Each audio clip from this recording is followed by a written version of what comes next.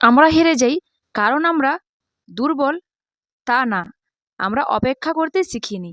আজকের পৃথিবীতে সবচেয়ে বড় সমস্যা কষ্ট না, অপেক্ষা না করা। আমরা চাই আজকে পরিশ্রম করব, কাল ফল পেয়ে যাব। আজকে লড়বো, কালকে জীবন বদলে যাবে। কিন্তু এটা তো কোনো সিনেমা নয়, এটা হচ্ছে জীবন, যেটা অত্যন্ত বাস্তব, যেটা দর্শকের মনের মতো হবে না। সেটাকে আমাকে তৈরি করে নিতে হবে। অপেক্ষা করা মানে আমাকে চুপ করে বসে থাকতে হবে, এটাও আমি বলছি না।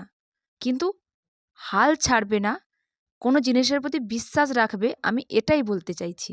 প্রতিদিন একটু করে চেষ্টা করবে, চেষ্টা করার পর যে ফল পেয়ে যাব এই ধারণাটা যেন মাথায় না থাকে।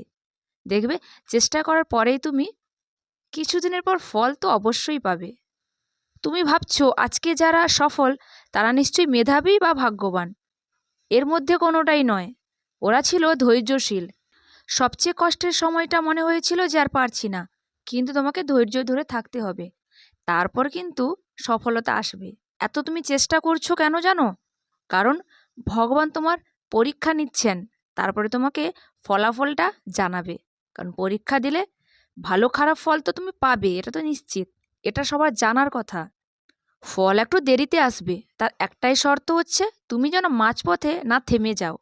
একটা বাস্তব উদাহরণ দিয়ে বোঝানোর চেষ্টা করছি। কালকের স্কুলের ফার্স্ট বেঞ্চে যারা বসতো, যারা ফার্স্ট হতো, তারা কিন্তু আজকে পরিযায়ী শ্রমিক।